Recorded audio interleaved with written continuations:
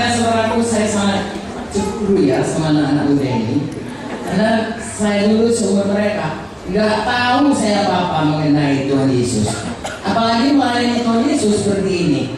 Tapi baiklah kita bersyukur karena firman Tuhan berkata, beri syukur kepada Tuhan sebab Dia baik, kasih setianya kekal selamanya.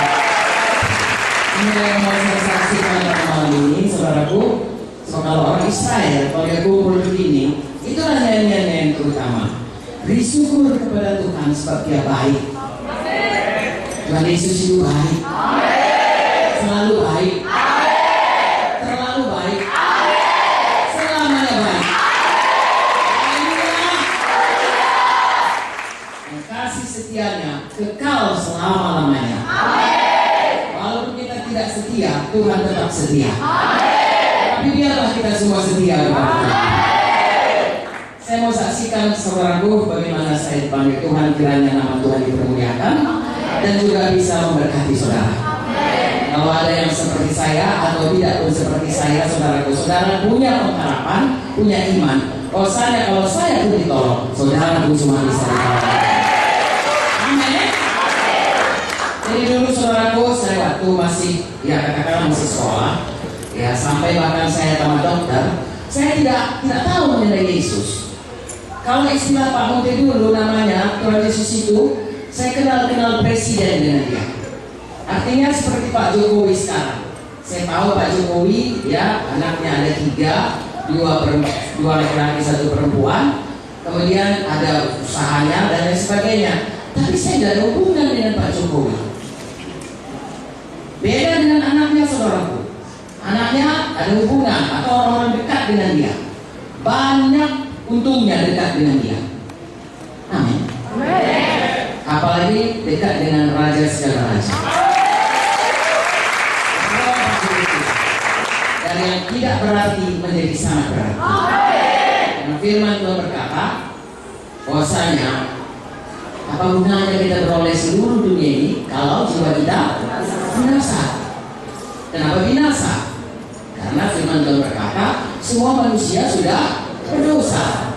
Upah dosa itu maut. Tapi karunia Tuhan dalam Tuhan Yesus adalah hidup yang kekal. Nah itu dituliskan dalam Roma 3 ya ayat 23, Roma 6 ayat 3 ya, Yohanes 4 ayat 6 dan seterusnya ya. Jadi saudaraku, tidak ada gunanya kita beroleh seluruh dunia ini kalau dosa kita membawa kita ke neraka. Puji Tuhan, kabar baik, berita Injil, Yesus berkata, akulah jalan dan kebenaran dan seorang pun tidak sampai kepada Bapa kalau tidak melalui aku. Bapa sangat mengasihi kita. Ayat liturgina kalau biasa dari Yohanes 3:16 berkata, begitulah Allah mengasihi dunia ini, semua manusia, sehingga diberikannya anak yang tunggal Tuhan Yesus, supaya kita yang percaya padanya tidak binasa. Mengapa tidak binasa? Karena Yesus datang ke dunia. Kita rayakan hari ini kelahirannya. Tapi Yesus bukan hanya lahir di Bethlehem, dia terus hidup sampai umurnya 30 tahun, kemudian melayani saudaraku, dan kemudian menyelesaikan misinya, yaitu mati di kayu salib menebus saya dan saudara. Pada waktu dia salib, dia berkata, sudah selesai. Artinya selesai ditanggungnya semua dosa kita, dan selesai diangkatnya semua untuk dosa kita, dan selesai disediakannya semua yang perlu bagi kita di bumi dan di sorga. Haleluya, sudah selesai. Nanti saudara dengarkan firman Tuhan selanjutnya, ya bagaimana kita menerima semua yang dijanjikan atau disediakan Tuhan itu. Dan saya mau saksikan sekarang kebaikan Tuhan, bagaimana Tuhan melepaskan saya dari dosa sehingga saya bisa tidak kenal presiden, tapi saya jadi anak Bapak Surgawi. Kalau jadi anak Bapak saudaraku, anak presiden aja pun hebat, apalagi anak raja segala raja. Haleluya. Nah, jadi saya waktu kecil sebelum seperti umur kalian ini, ya seperti saya katakan tadi, saya tamat dokter baru saya mulai kenal Tuhan Yesus, baru mulai terima Yesus. Sangat banyak saudaraku saya alami, tragedi demi tragedi, ya, dan paling tidak enak hati ini selalu mencari untuk apa hidup ini. Saya melihat orang lahir, kemudian orang mati, kemana dia sudah mati?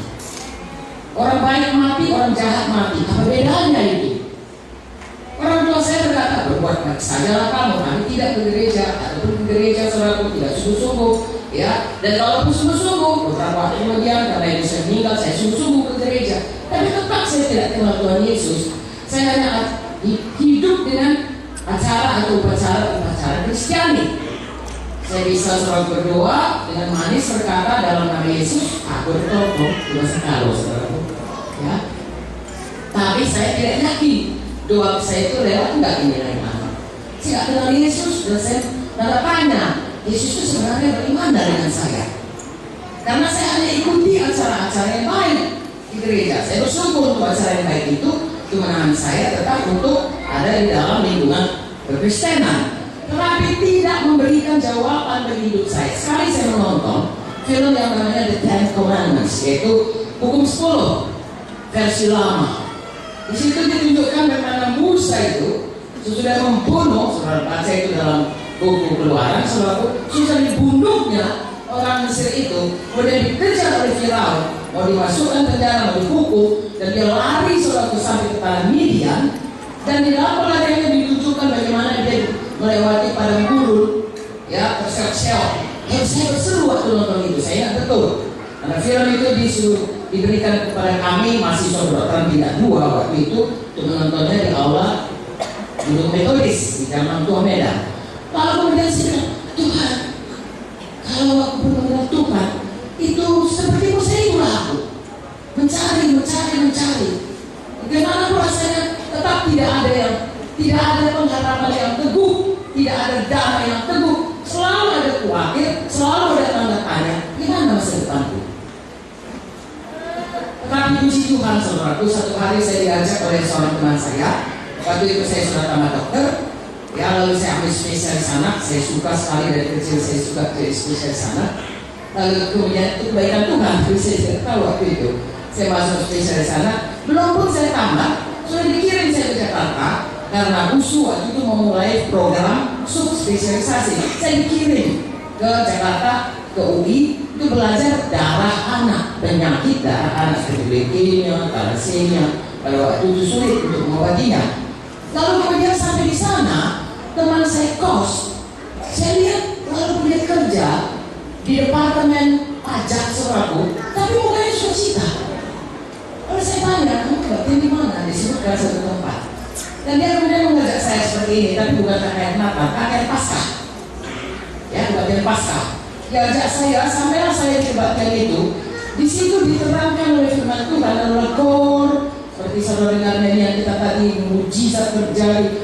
Pada waktu diceritakan kepada saya, Yesus itu mati untuk menebus dosa saya. Saya ini seorang berdosa, bisa saja orang baik, tapi orang berdosa.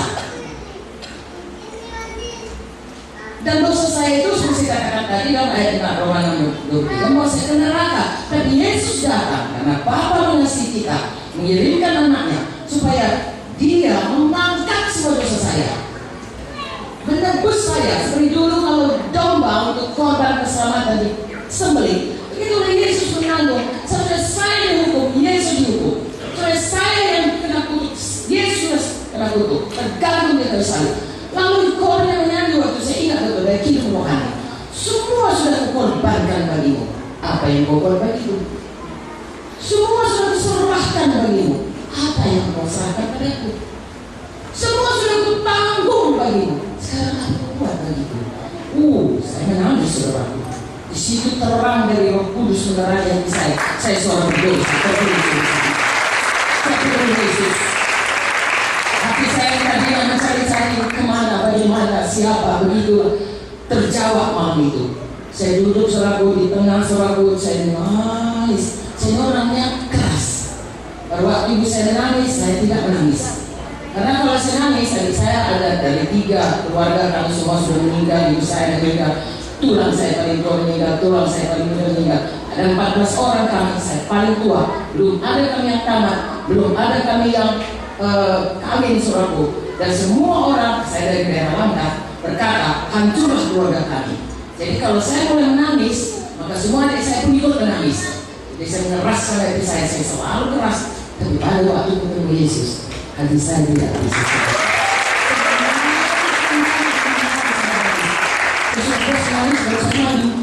Karena tidak ada orang nangis, saya sendiri. Tapi saya tidak peduli. Pokoknya saya pikir saya sudah bertemu Yesus. Beban dosa saya tadi rasa sudah plong, sudah jatuh, dan saya merasa sangat bebas. Tahunya bebas. Besok paginya saya berdoa. Karena sudah kebiasaan di gereja kita pagi berdoa, makan berdoa, tidur berdoa. Maka saudaraku saya kembali berdoa. Tapi seperti saya katakan, kok selama ini saya berdoa, Bapa dalam surga, juga saudara anak Tuhan Yesus bertolong, saya nggak tahu kemana doa saya. Tapi kali ini waktu saya duduk, berlutut, dan saya berkata, Bapa dalam kerajaan surga, saya datang padamu dalam nama Yesus. Saya rasa bahagia. Sama saya yang kecil dan memeluk saya dan kemudian berkata, anakku, aku di sini, aku tidak akan pernah meninggalkan kau. Wow. Hidup saya saudaraku, roh saya yang tadinya mati, tidak bisa bersekutu dengan Tuhan, mulai hidup. Firman Tuhan saudaraku menjadi hidup kepada saya. Sudahnya selalu kita baca kitab. Saya lagi kalau mau ujian SMA kan mesti ujian agama, dibacalah itu Matius, Markus, Lukas, saya lihat semua dibaca. Tapi tidak hidup, hanya huruf. Nah, waktu itu sudah saya lahir baru, sudah saya terima Yesus, saya baca kitab, saya heran. Mengapa semua persoalan hidup ada jawabannya dalam Alkitab? Masa depan penuh pengharapan. Haleluya saudaraku. Kalau ada tanda-tanda, semua dapat Yesus, dapat semua. Bagaimana saya tahu saya berubah? Karena Yesus datang untuk mengubahkan kita, untuk memulihkan hubungan kita dengan Bapa, untuk memulihkan kemuliaan yang dulu pada waktu itu diciptakan oleh Tuhan. Manusia ini mulia, begitu mulia sehingga tanpa busana pun dia tidak sadar. Mereka tidak berpakaian, ada dengan kawan. Begitu berdosa, mereka sadar kan dirinya. Saudaraku, kemuliaan Tuhan itu dipulihkan kita, diubahkan Tuhan kepada kita. Saya tidak mengerti itu saudaraku. Ya, tetapi kemudian masih kosa, masih kerja atau masih dididik di kedokteran, kalau saya sudah bertanya kepada saya, kenapa sih kau sedih aja? Saya malah marah dan jengkel. Saya katakan, kau inilah, apakah ada senangnya hidup ini? Hidup ini banyak susahnya. Nah, akulah kau, semua pun kita banyak susah kita. Lalu mereka takut saya marah, dan iyalah. Tapi dalam hatinya ini orang kok mukanya murung terus. Tetapi sesudah saya selamat, di Jakarta ada teman saya namanya Aceh, ya, dia punya dosen dari UI. Jadi saya selalu dibawa ke rumah abangnya ini karena dia tahu saya ini tidak punya keluarga di Jakarta. Saya kesana tahun 1970, 50 tahun yang lalu. Jadi belum banyak, perbataan pun belum banyak, keluarga pun belum banyak. Saya sendiri, jadi dia kasihan, dia bawa selalu ke abangnya ini. Lalu abangnya itu berkata kepada dokter Aceh ini, Aceh, itu temanmu, dia nggak tahu nama saya, Rahma mana, itu bahasa Karo, tapi dia panggil Rahma. Kenapa temanmu si Rahma itu? Dia sukacita, dia senang selalu, dia gembira selalu. Saudara lihat dalam Yesus, sukacita Tuhan. Haleluya. Itu tidak dibuat saudaraku. Saya tidak kalau sukacita kalau di rumah tidak. Karena sukacita Tuhan itu, karena apa? Ada pengharapan, ada iman, ada kuasa Tuhan. Dari hidup saya berubah saudaraku, dari mulai saya selamat sampai hari ini. Kalau saya terangkan nanti kita nggak pulang.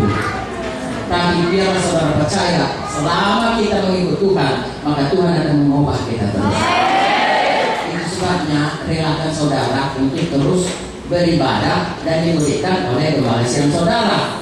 Haleluya. Apa yang mengubahkan kita? Firman Tuhan. Amin.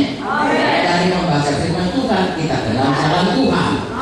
Dan lebih lagi kita punya iman. Jadi bagaimanapun hidup kita bertambah kuat, kita bertambah maju, kita bertambah menang, kita bertambah dewasa. Itu sebabnya sesudah kita terima Yesus, kita mesti tinggal di gereja. Haleluya. Saya sampaikan supaya jangan sampai kita maju mundur. Biar kita terus maju sampai kita. Terima kasih kepada saudaraku. Saya mengalaminya, sudah saya selamat. Ya, saya suka cita, tapi saya tidak tinggal dalam gereja yang bersungguh-sungguh hati dengan firman. Sudah 1 tahun saya menjerit lagi kepada Tuhan, Tuhan kemana sukacitaku? Kenapa hilang? Lalu Tuhan pimpin saya pada gereja adik Pak Munti, kemudian membawa saya ke gerejanya. Lalu kemudian saya gereja dipimpin oleh Pak Munti. Lalu kemudian saya terus bertumbuh sampai hari ini. Sekali lagi kebaikan Tuhan adalah menyelamatkan kita dari dosa-dosa kita dan memimpin kita hari demi hari kepada kedewasaan Tuhan. Haleluya. Memberkati kita supaya kita bisa memberkati orang lain. Yang satu lagi kebaikan Tuhan dan kasih setia Tuhan yang saya mau sampaikan kepada saudara. Jika ada di antara saudara ada persoalan, ada penyakit atau apa saja di mana saudara perlu pertolongan Tuhan, Tuhan itu tidak berubah. Dulu, sekarang, sampai selama-lamanya. Saya sudah 50 tahun mengikut Tuhan. Dari awal saya mengikut Tuhan, Tuhan telah menolong saya. Sampai hari ini pun Tuhan masih menolong saya. Kalau saya katakan sampai 120 tahun, sepanjang jalan Tuhan tetap menolong. Kasih setianya tetap selama-lamanya. Saya tidak ada satu kesaksian saja yang baru saya alami 10 hari yang lalu, 12 hari yang lalu.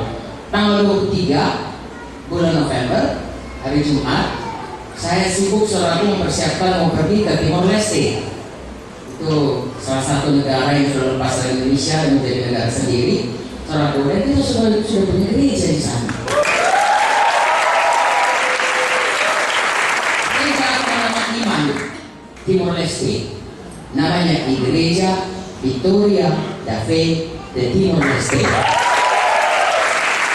Ada di ibu kota Timor Leste di Dili, sudah ada gerejanya, ada tanahnya sendiri, ada bangunannya sendiri, jamaahnya pun sudah banyak. Haleluya.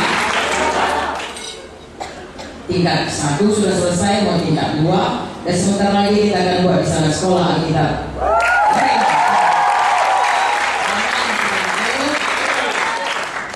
Sebentar lagi kita menyeberang ke Australia.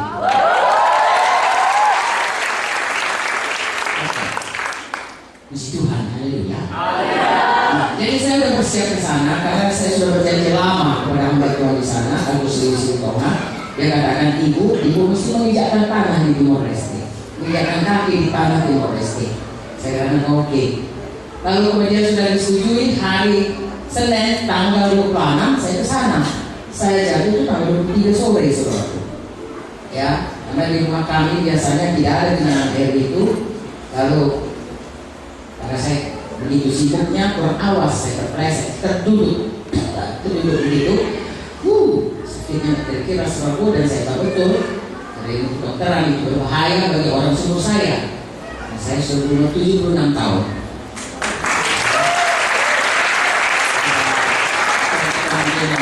Segala kemungkinan lah yang bisa sampai mengancam nyawa dan seterusnya, ya. Dan saya selalu berpikir, apakah mau pulang ke saudara karena ini ya. Kayak berkeliling saudaraku. Di satu perkara yang saya rindukan, mereka sudah janji, saya sudah janji kepada mereka di Timor Leste. Gimana ini? Jangankan berdiri, berjalan, duduk, berbaring aja nggak bisa saudaraku. Sakit luar biasa, gerak sedikit, tidak bergerak pun sakit. Belum foto saudaraku, saya harus digendong masuk ke mobil, harus ditanggung pakai stretcher itu, pakai tempat tidur itu, dan digiring saudaraku ke UGD, digiring lagi ke tempat foto.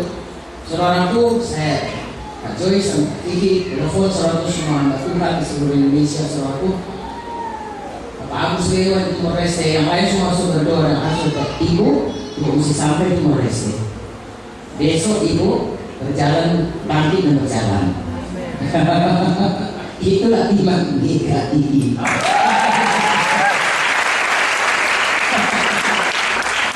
Kemudian sudah foto, dokter berkata, tidak ada yang patah, tidak ada yang retak.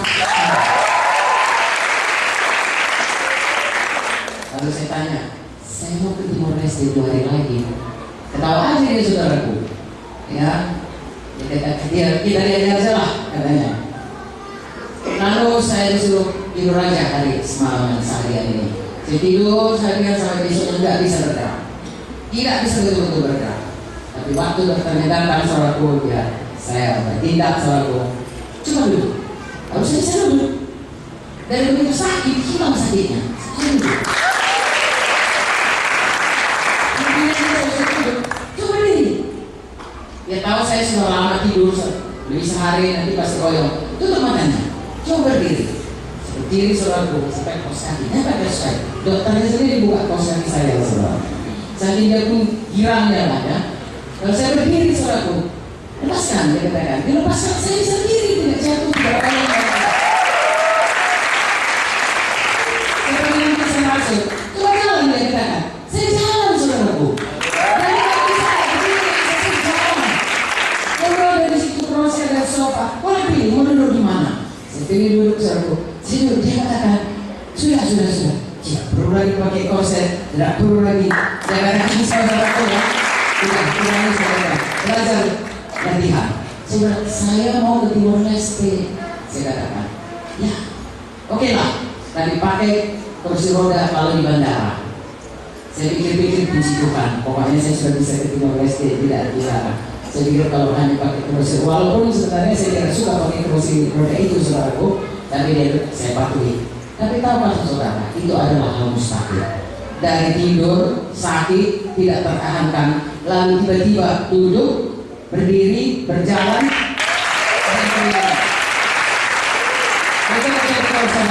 betul mujizat Tuhan. Haleluya.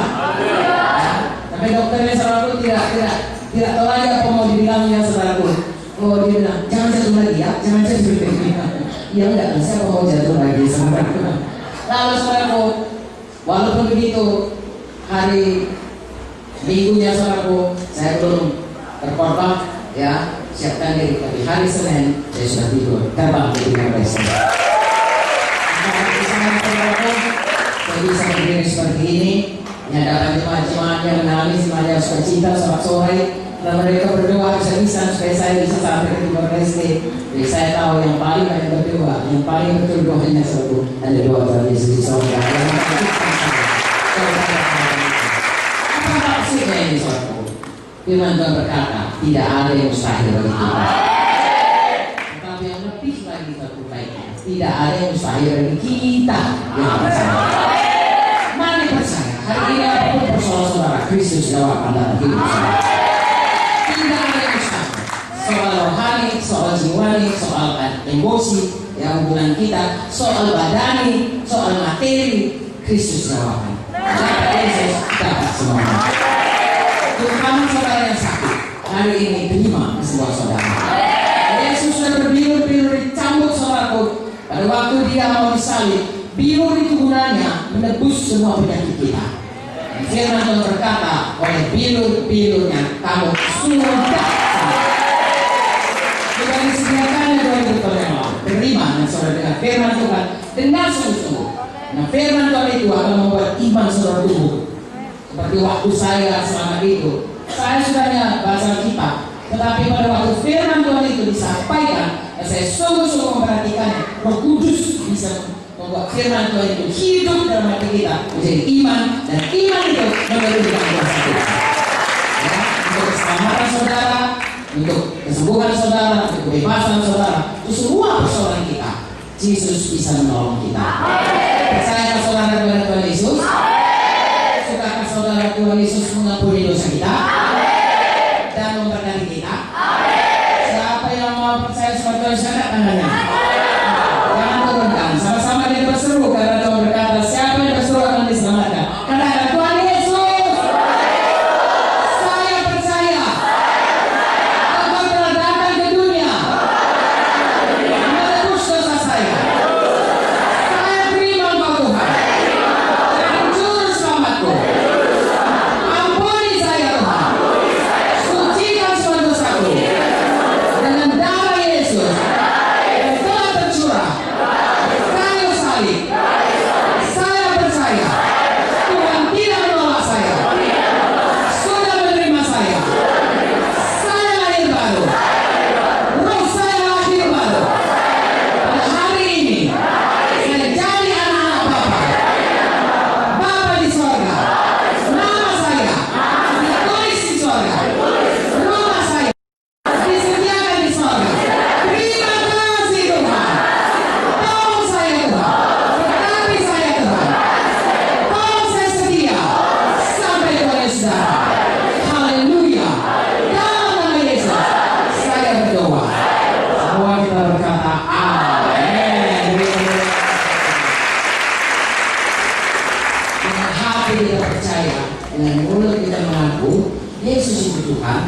Roma 10 ayat 8, 9, 10, saudaraku, dan seterusnya berkata 13 berkata, maka kita diselamatkan. Dan artinya dosa kita diampuni, tidak lagi kita menjadi dihukum di neraka, tapi rumah kita dari surga. Dan selama di dunia ini, seperti saya katakan tadi, kasih setia Tuhan kekal selamanya. Adakah saudara berkati? Adakah saudara punya iman sekarang bahwa Yesus itu sungguh-sungguh baik? Mari dengarkan lagi Kakak Joyce.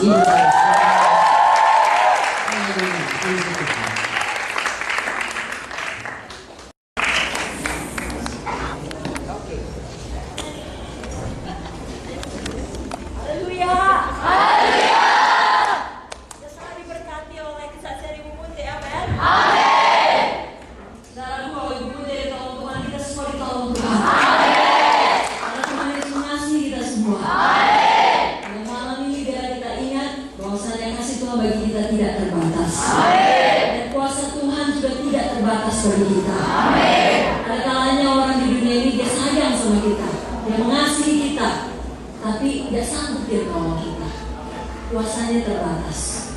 Tapi kalau Tuhan Yesus beda. Dia mengasihi kita dan kuasanya tidak terbatas. Mau hari ini, rangkaian Natal ini biar semuanya kita ingat bahwa di dunia ini banyak hal baik yang mendatangkan kuasa, seperti uang, pendidikan, kedudukan. Sebabnya banyak orang mengejar itu semua. Itu bukan hal yang jahat, itu hal yang baik. Kita mengerti kalau orang punya banyak uang, biasanya orang tersebut juga punya lebih banyak kuasa. Kalau orang pendidikannya lebih tinggi, biasanya kuasanya juga lebih besar. Kalau orang punya kedudukan yang baik di tengah masyarakat, juga dia punya kuasa. Tapi kalau kita jujur, semua kuasa dari hal tersebut tetap terbatas. Karena kehidupan dapat membawa kita kepada satu titik di mana kita menghadapi masalah atau persoalan. Semua yang kita miliki itu tidak sanggup menjawabnya dengan tuntas. Seperti yang saya Ibu Munti tadi. Ibu Munti berasal dari keluarga yang kaya, Bapak Ibu Saudara. Dia juga sekolah dokter. Jadi uangnya ada, pendidikannya ada, dia juga dosen, kedudukannya ada. Tapi kalau tidak ada Yesus, tidak bisa sukacita. Tidak ada damai. Jadi uang yang kita miliki tidak sanggup memberi damai. Kalau rumah tangga kita berantakan, tinggi kehidupan kita tidak bisa menjaga rumah tangga kita dipulihkan. Atau kalau kita divonis dokter dengan satu penyakit yang parah dan dikatakan secara medis belum ada obatnya, siapapun koleksi kita di dunia ini tidak dapat mencari kesembuhan kita. Karena sekali lagi, semua hal baik di dunia ini, walaupun sangat baik, kuasanya terbatas. Itu sebabnya kita perlu Tuhan Yesus. Karena dalam Tuhan Yesus terdapat kuasa yang tidak terbatas, yang dapat menjawab seluruh masalah kehidupan kita. Tapi supaya kuasa Tuhan yang tidak terbatas itu dapat menolong hidup kita, kita perlu iman. Mari sama-sama katakan iman. Dan iman datang dari pendengaran akan firman Tuhan. Sama seperti ini ada banyak lampu Natal yang baik ya. Bahkan segala macam lampu ini bermain-main di sini, cantik sekali. Sudah ada kuasa listrik, sudah ada energi untuk menghidupkan ini semua. Tapi kalau tidak ada orang tadi menghidupkan saklarnya, gelap ruangannya. Saudara mengerti? Ada pun tersedia, harus ada orang yang menghidupkan saklarnya. Demikianlah iman. Ada pun kuasa Tuhan yang tidak terbatas tersedia bagi kita. Supaya itu boleh dijadikan, saudara perlu iman. Dan sekali lagi iman saudara timbul dari pendengaran akan firman Tuhan. Malam ini pada waktu nanti firman Tuhan diberitakan oleh Ibu Pendeta Victoria, bukalah hati kita. Izinkan iman kita timbul agar kuasa Tuhan yang tidak terbatas itu menjadi milik kita. Alkitab saudara, tetap datang ibadah Kristen ini. Agar kalau datang lagi masalah dalam hidup saudara, saudara punya iman untuk menjawabnya. Tadi kita sudah dengar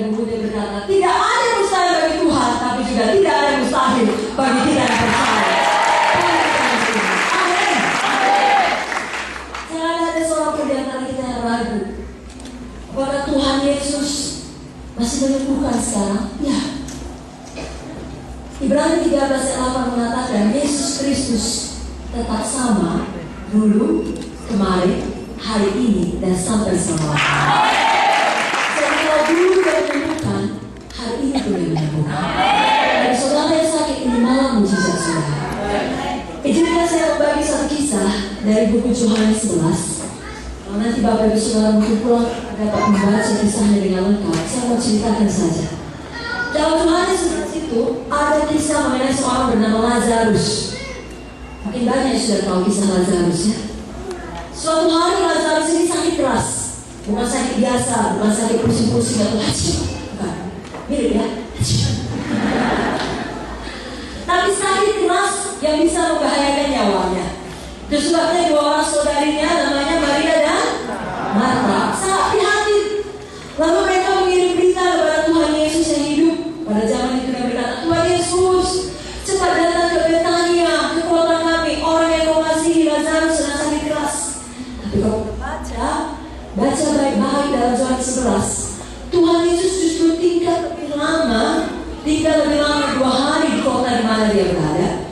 Sehingga pada waktu dia sampai di Betania, Lazarus yang sakit itu sudah mati. Dan Maria dan Marta sangat sedih.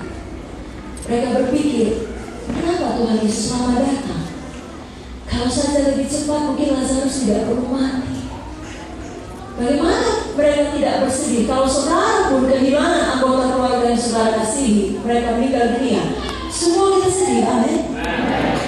Apalagi mungkin Marta dan Maria ini berpikir Lazarus adalah laki-laki, tulang punggung keluarga. Sekarang dia sudah mati, bagaimana nasib kami, bagaimana masa depan kami, bagaimana kami bisa cari makan, dan lain sebagainya.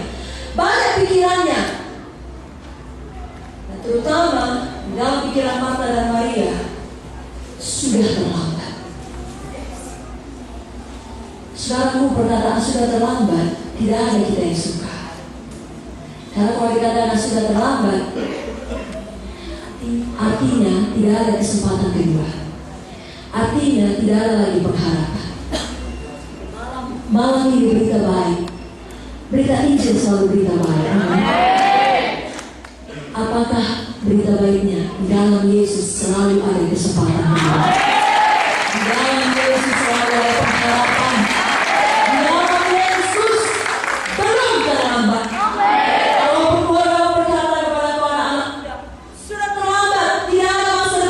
Kau sudah membuat pilihan yang salah. Kau sudah melakukan seks bebas. Kau sudah terikat narkoba. Tidak ada lagi masa depanmu. Dunia berkata kau sudah terlambat. Atau sampah masyarakat. Malam ini belum terlambat. Datang pada Yesus. Yesus bisa memberikanmu. Walaupun sudah dikatakan oleh dokter sudah terlambat, nikmati saja sisa hidupmu. Ada 3 bulan lagi atau 6 bulan lagi. Tidak bisa penyakitmu disembuhkan. Hiduplah dengan baik, buatlah surat wasiat. Di dalam Yesus ada mujizat, ada kesembuhan. Bagaimana yang dilakukan kepada Lazarus? Lazarus sudah 4 hari di dalam kubur. Dan semua kita tahu, kalau badan manusia ini sudah dalam kubur 4 hari, itu jelas-jelas sudah mati. Bahkan sudah mulai mungkin ada pembusukan. Secara pikiran manusia tidak dapat dilakukan apa-apa lagi. Tapi sekali lagi dengan iman. Dengan apa saudaraku? Iman kerap kali bertentangan dengan pikiran kita. Tapi hanya dengan iman mujizat Tuhan jadi. Tuhan Yesus yang berkuasa berkata di depan kubur Lazarus, Lazarus, keluarlah. Maka pada saat itu juga Lazarus bangun, Lazarus bangkit, Lazarus keluar dari kubur. Pada malam ini Tuhan Yesus kenal nama saudara. Dimanapun saudara duduk, apalagi di luar sana, dimanapun saudara berdiri, Tuhan Yesus kenal saudara. Dan Tuhan Yesus mau panggil saudara. Dia mau bangkitkan apa yang mati dalam hidup saudara. Adakah anggota tubuh saudara mati sakit, Yesus bisa bangkitkan. Adakah sukacita saudara mati, Yesus bisa bangkitkan. Adakah damai saudara mati, Yesus bisa bangkitkan. Adakah pengharapan saudara masa depan sudah mati, Yesus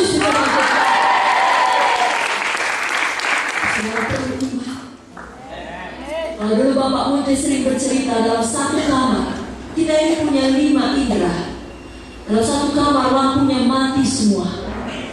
Maka indera mata berkata, aku tidak melihat apa-apa. Kulit berkata, aku tidak merasa apa-apa. Telinga berkata, aku tidak mendengar apa-apa. Lidah berkata, aku tidak merasa mencecap apa-apa. Ada 4 indera berkata, tidak ada apapun di ruangan gelap itu. Tapi satu indera, hidung berkata, aku mencium parfum. 1 lawan 5, ketika lampu dihidupkan, betul ada parfum. Demikian dengan hidup kita. Pada suatu kali, indera saudara mungkin berkata, mata saudara berkata, berkunang-kunang kulihat semua.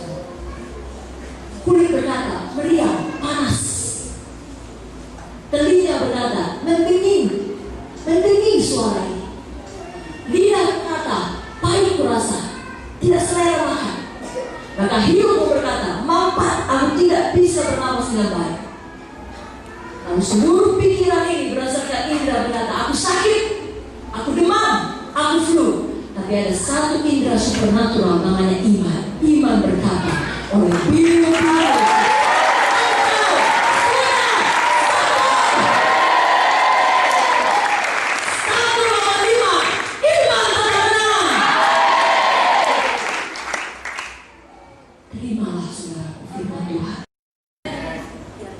biarkan iman saudara pakai. Bukan hanya untuk masalah penyakit, masalah apa saja. Dalam firman Tuhan ada jawaban. Maka saudara mendengar firman pada malam ini. Maka saudara beriman pada malam ini. Maka saudara akan pulang dengan mujizat.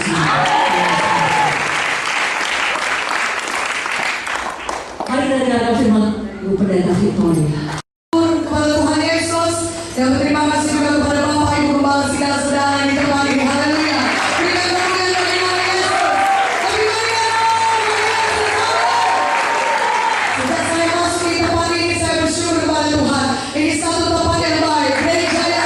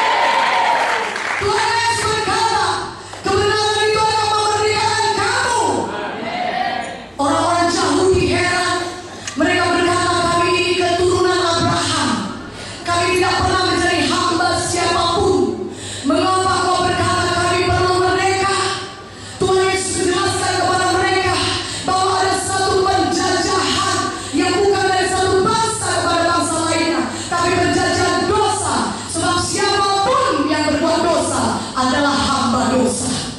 Dan dari mulanya setan dari mulanya berbuat dosa, saudaraku. Dan dosa itu mendatangkan penyakit kepada manusia. Setan masuk ke dalam manusia, dan akibatnya manusia berbuat dosa terus-menerus, saudaraku. Dan ini yang membawa keberatan kepada manusia. Manusia jadi diperhamba dosa. Dan kalau diperhamba dosa berarti manusia diperhamba penyakit, diperhamba semua bentuk dosa lainnya, kemiskinan, kegagalan, kekurangan, dan kutuk dosa lainnya.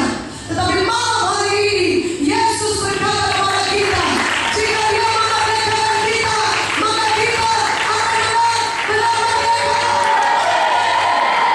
Haleluya. 1 Yohanes 3 ayat 8. Untuk inilah anak Allah menyatakan dirinya, supaya Dia dapat membinasakan perbuatan-perbuatan iblis itu. Katakan amin. Untuk itulah Yesus menyatakan dirinya sebagai manusia. Dia lahir di Bethlehem, saudaraku, untuk membinasakan perbuatan-perbuatan iblis. Kalau saudara lihat 1 Yohanes 3 ayat 8 dikatakan, barang siapa yang telah berbuat dosa berasal dari iblis, sebab iblis berbuat dosa dari mulanya. Tapi untuk itu Yesus lahir, supaya Dia membinasakan semua perbuatan-perbuatan iblis itu. Yesus bukan hanya lahir di Bethlehem bagi saudara, tetapi Yesus juga pergi ke salib. Dia mencurahkan darahnya bagi saudara. Di kepalanya ditaruh mahkota duri. Darah menetes dari kepala Tuhan Yesus mengalir ke lehernya, saudaraku.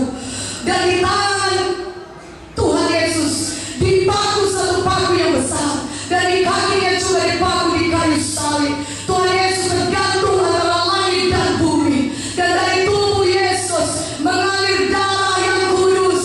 Darah yang kudus, kenapa? Karena Yesus tidak berdosa. Darah itulah yang menyucikan dan membebaskan Haleluya. Sehingga firman Tuhan berkata, barang siapa yang percaya kepada Yesus tidak perlu binasa, mereka beroleh hidup yang kekal. Karena dosa-dosa saudara disucikan oleh darah Yesus. Saudara, Tuhan berkata Kolose 2 ayat 15. Saudara, firman Tuhan berkata Kolose 2 ayat 15, Ia telah melucuti pemerintah-pemerintah dan penguasa-penguasa, dan menjadikan mereka tontonan umum atas kebenarannya atas mereka. Ketika Yesus disalib, Dia mati mencucurkan darahnya untuk menebus kita dari dosa-dosa kita. Dan Yesus mati di kayu salib untuk menebus kita dengan darahnya. Pada hari yang ketiga, Yesus bangkit dari kematian, saudaraku. Dia mengalahkan maut.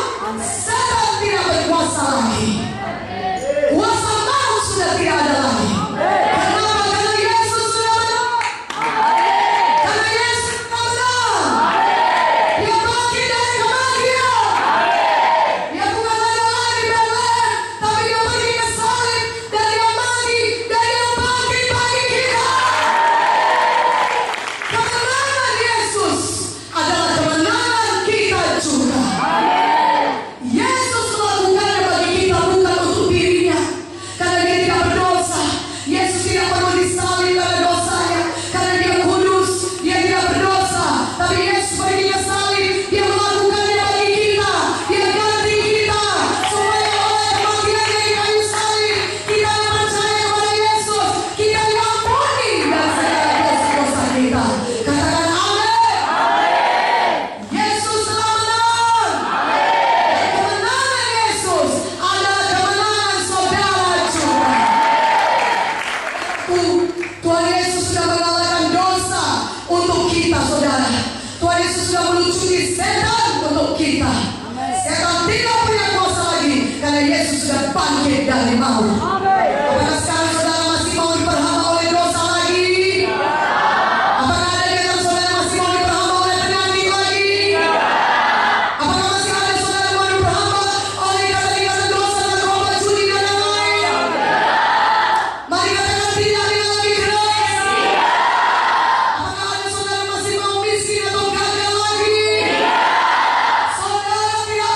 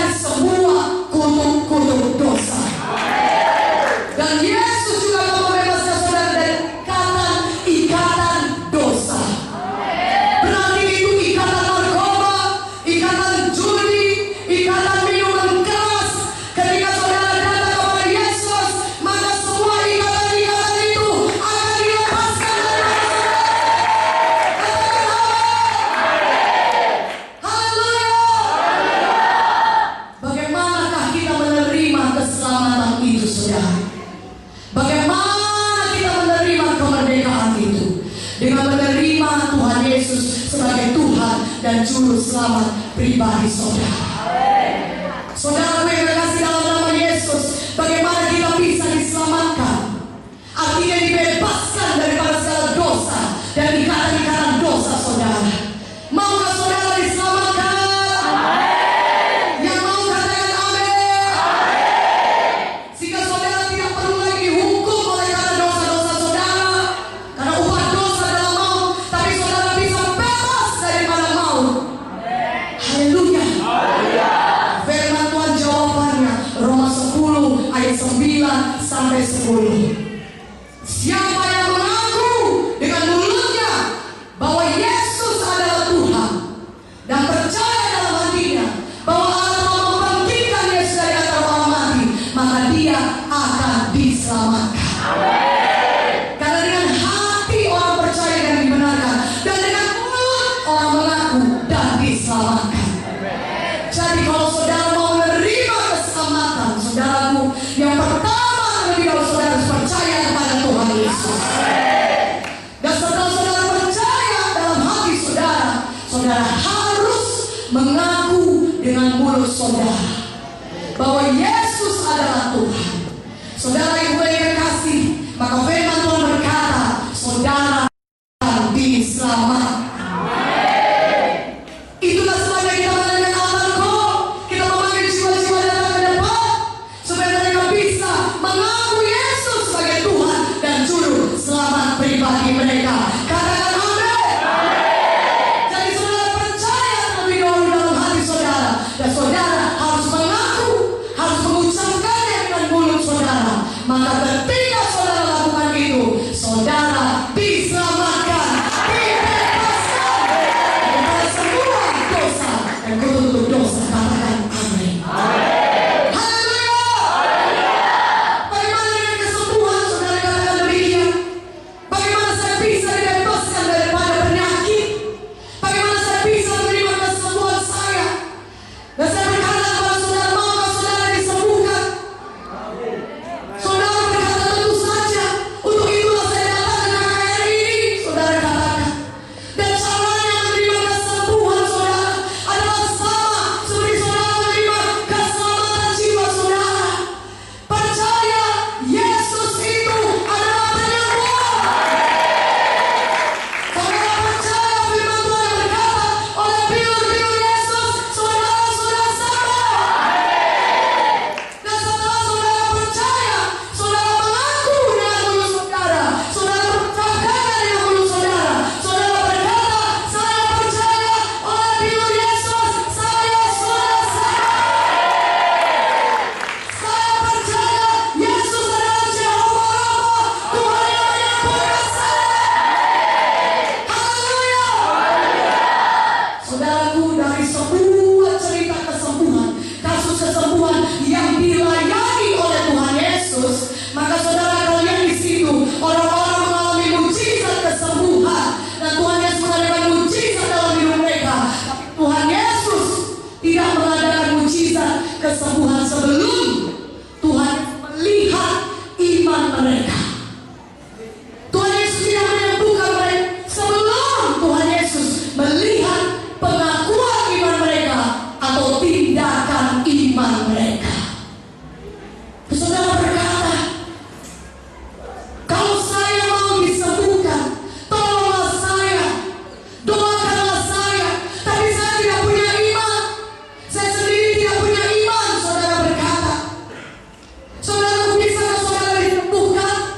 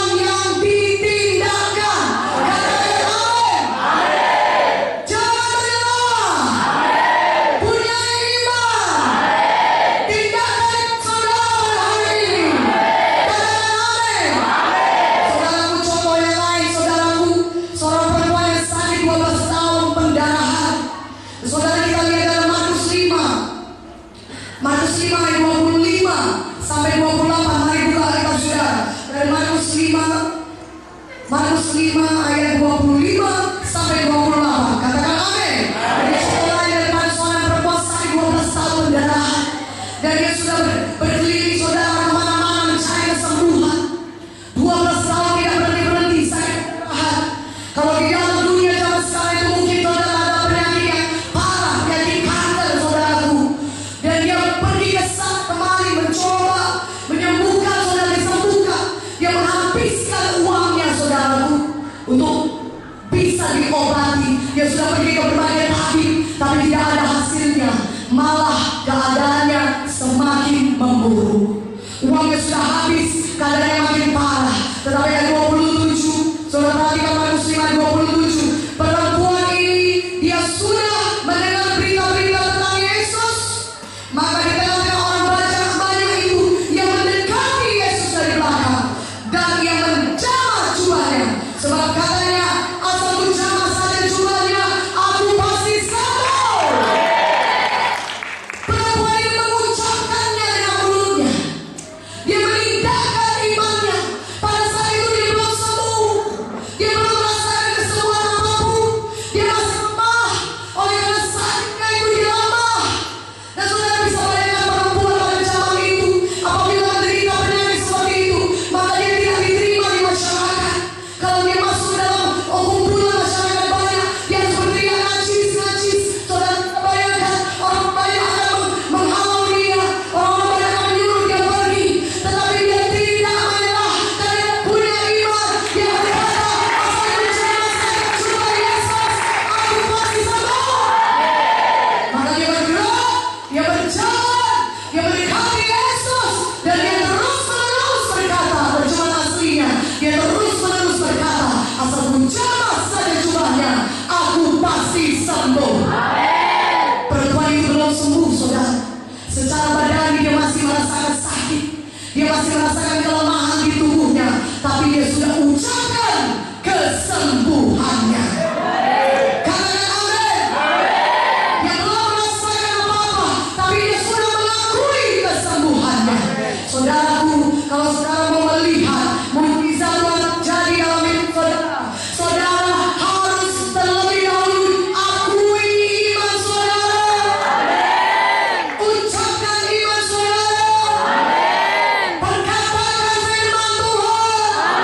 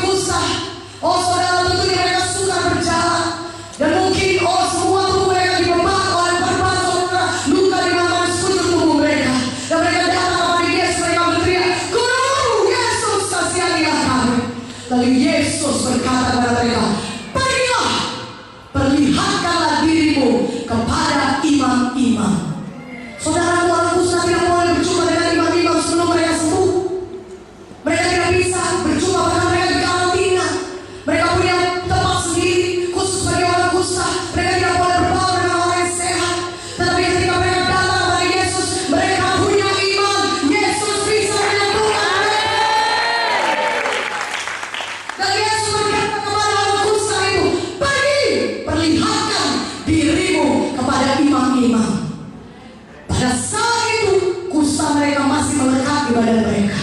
Mereka belum sembuh, tetapi mereka punya iman. Dan iman itu menurunkan kuasa Tuhan. Dan mereka percaya mereka sembuh. Mereka bergerak menuju kepada imam-imam. Mereka berjalan menuju kepada imam-imam. Kusta mereka masih melekat di badan mereka. Mereka suka bergerak, luka di mana-mana di tubuh mereka. Tapi mereka punya iman. Mereka berjalan menuju kepada Allah. Tempat di mana imam berada, mereka memperlihatkan diri mereka. Dan karena iman mereka, di tengah jalan mereka sembuh. Haleluya. Iman saudara menurunkan kuasa Tuhan. Haleluya.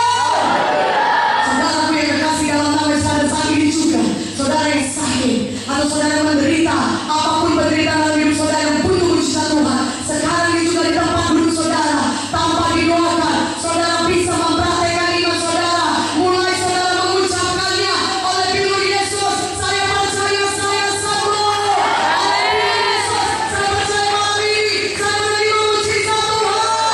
Oleh firman Yesus, saya sembuh. Saya bangkit. Saya sembuh dalam nama Yesus.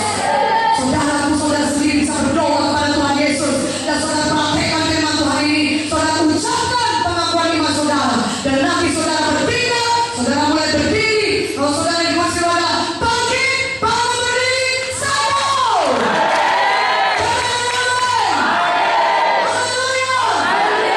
Saudara yang terkasih dalam nama Yesus, begitulah iman kita dapat menurunkan kuasa Tuhan. Firman Tuhan berkata, dari mana datangnya iman? Iman datang dari pendengaran akan firman Tuhan. Roma 10 ayat 17 katakan amin. Saudara mendengar sampai sudah 24, saya ucapkan dari tadi terus oleh firman Yesus, saudara sudah sembuh. Dan anugerah Tuhan yang menyembuhkan engkau, Jehovah Rafa, Keluaran 15 ayat 26, itu semuanya firman Tuhan. Dan dari firman Tuhan yang saudara dengar, saudara dapat iman saudara. Dan saudara ucapkan kembali iman saudara. Saudara akui kembali, itulah tindakan iman yang Tuhan lihat. Sehingga saudara bisa mengalami mujizat Tuhan. Katakan amin. Katakan amin.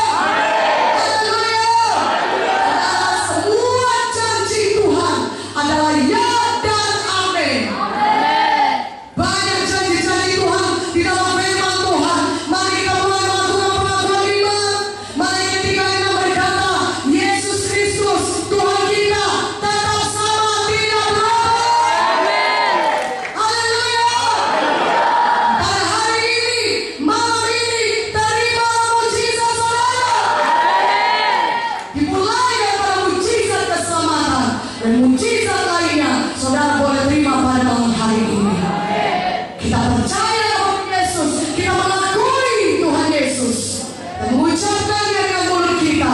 Demikian juga ketika saudara mau menerima mujizat yang lain, apakah mujizat kesembuhan, saudara percaya Yesus adalah penyembuh, saudara percaya dan akui oleh firman Yesus saudara sembuh, maka saudara akan mengalami kesembuhan daripada Tuhan.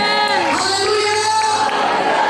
Kuasa ucapan saudaraku, ucapan kita berkuasa. Hidup dan mati dikuasai lidah. Kita yang menentukan nasib kita dengan ucapan kita. Haleluya. Ayat terakhir saya kata kepada saudara, Markus 11 ayat 23 sampai 24. Mari saudara buka Alkitab saudara, Markus 11 ayat 23 sampai 24. Kita baca firman Tuhan ini bersama-sama. Dan kemudian kita praktekkan iman kita. Dan semuanya kita pulang dengan